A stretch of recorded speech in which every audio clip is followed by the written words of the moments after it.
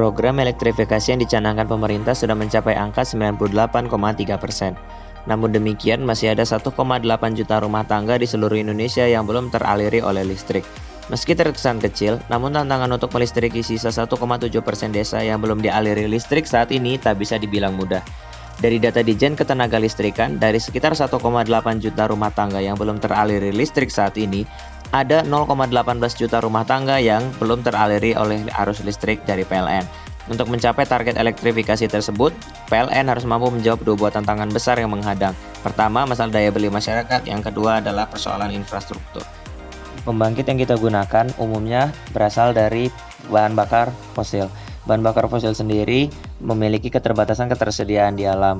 Penduduk Indonesia pada tahun 2010 mencapai 271,1 juta jiwa. Hal ini memungkinkan bahwa persediaan fosil di alam akan semakin menipis tahun ke tahun. Untuk kapasitas pemasangan pada tahun-tahun tertentu selalu mengalami peningkatan akibat bertambahnya jumlah penduduk yang ada di Indonesia. Akibat dari sebuah pembangkitan akan menghasilkan total emisi karbon dioksida yang sangat besar. Dan diproyeksikan pada tahun 2025, penggunaan bahan bakar fosil akan digantikan menuju energi baru dan terbarukan. Berdasarkan latar belakang yang kami temukan di lapangan, kami mengangkat sebuah judul dengan tema pembangkit energi baru dan terbarukan yang terdiri atas pembangkit listrik, tenaga angin, air, dan matahari. Apa itu energi baru dan terbarukan? Energi baru dan terbarukan adalah energi yang berasal dari energi-energi yang ada di alam.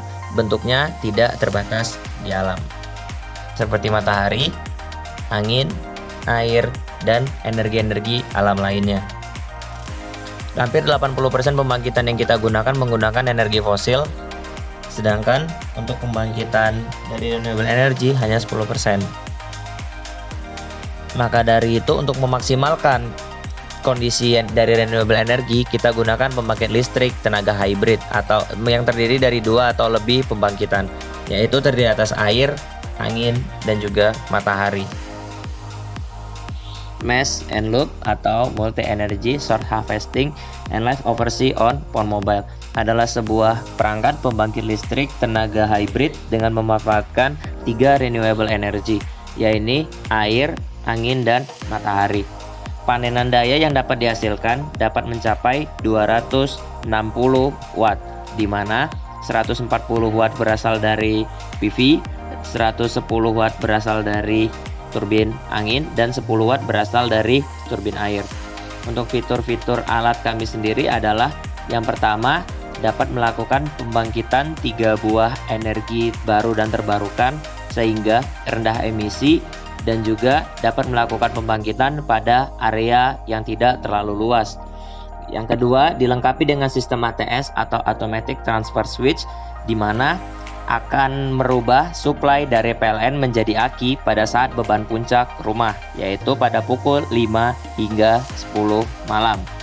Yang ketiga, dapat melakukan monitoring jarak jauh via aplikasi Mesh and Loop yang akan diinstal di HP dari user.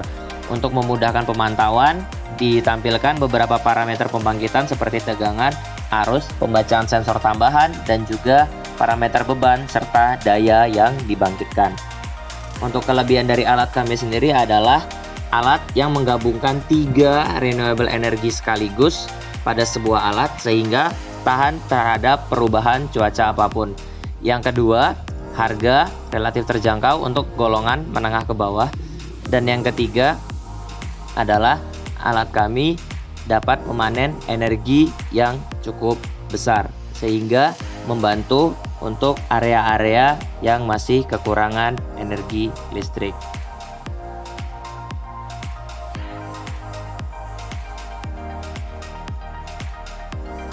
Oke. Sekian deskripsi alat kami.